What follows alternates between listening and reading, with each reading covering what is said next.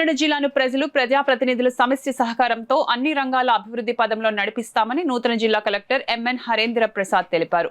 బుధవారం ఆయన కాకినాడ జిల్లా కలెక్టర్ గా బాధ్యతలు స్వీకరించారు. కాకినాడ జిల్లా నూతన కలెక్టర్ గా ఎంఎన్ హరేంద్ర ప్రసాద్ తమ కార్యాలయ ఛాంబర్లో పదవి బాధ్యతలు స్వీకరించారు. తొలుత ఉదయం 9:30 గంటలకు కాకినాడ జిల్లా కలెక్టర్ కార్యాలయానికి చేరుకోగా ఆయనకు జాయింట్ కలెక్టర్ అపూర్వ భరత్, అసిస్టెంట్ కలెక్టర్ మనీషా, డిఆర్ఓడి తిప్పేనాయక్, జిల్లా అధికారులు, వేద పండితుల పూర్ణ కుంభం మేళతాళాలతో స్వాగతం పలికారు. కలెక్టర్ ఛాంబర్లో ఆయన పదవి బాధ్యతలు చేపడుతూ సంతకం చేసి పండితుల వేద స్వస్తి ఆశీర్వచనాలను స్వీకరించారు.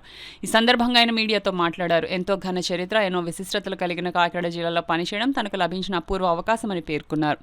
ఈ అవకాశం కల్పించినందుకు రాష్ట్ర ముఖ్యమంత్రి వారికి ధన్యవాదాలు తెలియజేశారు.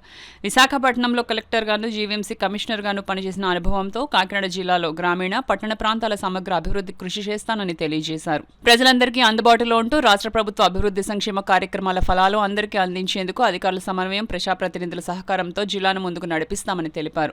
ఈ కార్యక్రమంలో దేవాదాయ శాఖ డీసీ రమేష్ బాబు, ఆర్డీఓలు S Mallibabu, N Sridhar, KMC commissioner NVV Satyanarayana, CPO P Trinath, DWMA PD P Venkatalakshmi, సమాచార శాఖ డీడీ పి తిమ్మప్ప, వివిధ శాఖల జిల్లా అధికారులు, కలెక్టర్ సెక్షన్ అధికారులు, సిబ్బంది తదితరులు పాల్గొన్నారు.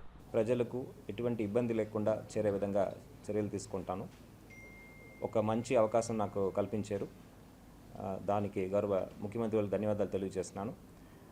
విశాఖ జిల్లా కలెక్టర్గా దాదాపు 21 నెలల పనిచేశాను. అక్కడ ఉన్న అనుభవంతో పాటు ఇక్కడ గ్రామీణ ప్రాంతాల్లో చేయాల్సిన డెవలప్మెంట్ గురించి కూడా ఆలోచించుకొని దానికి తగినట్టు జిల్లా యంత్రాంగంతో కలిసి పనిచేస్తామని మీ అందరికీ మీడియా మిత్రుల ద్వారా తెలియజేస్తున్నాను. అదేవిధంగా గౌరవ ఉప ముఖ్యమంత్రి వారు ఒక ఆదేశాల మేరకు ఎక్కడైతే పేదరికం ఉందో పేదరిక నిర్మూలన లక్ష్యంగా పెట్టుకొని ప్రభుత్వం అనుకుంటున్న స్వర్ణాంధ్ర సాధించే విధంగా దానికి కావాల్సిన పూర్తి సహకారం అందిస్తూ ప్రజలకు అందుబాటులో ఉండి వాళ్ళు సమస్యల్ని పరిష్కరించే విధంగా చర్యలు తీసుకుంటామని మీ అందరికీ తెలియజేస్తున్నాను. ఈరోజు ఇక్కడ రావడం చాలా సంతోషం. అదేవిధంగా మన సత్యనారాయణ స్వామి వారు దర్శనం కూడా చేసుకొని స్వామి యొక్క ఆశీస్సులతో రాబోయే రోజుల్లో మంచి పని చేద్దామని అనుకుంటున్నాను. దానికి ప్రజల యొక్క సహకారం కూడా కోరుతున్నాను. Thank you.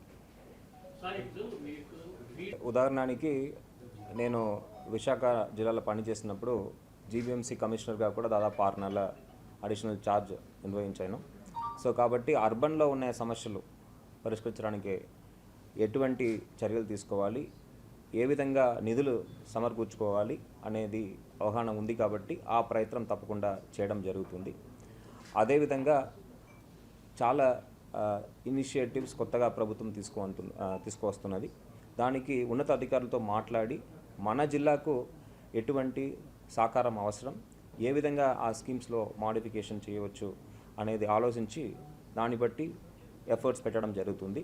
అదేవిధంగా ఇక్కడ ఎక్కువ రైతు సోదరులు ఎక్కువ ఏరియా వ్యవసాయం కింద ఉంది కాబట్టి వాళ్ళు వ్యవసాయ అభివృద్ధి కోసం పెట్టుబడిలో ఎక్కువ ఆదాయం వచ్చే విధంగా ఎటువంటి చర్యలు తీసుకోవచ్చనే గురించి ఆలోచించుకొని అదేవిధంగా గత కలెక్టర్ వర్యులు షణ్ముఖన్ వారు ఏదైతే ఆయన ఇనిషియేటివ్స్ తీసుకున్నారో ఆయనతో మాట్లాడి అది కూడా కొనసాగించే విధంగా కూడా చర్యలు తీసుకోవడం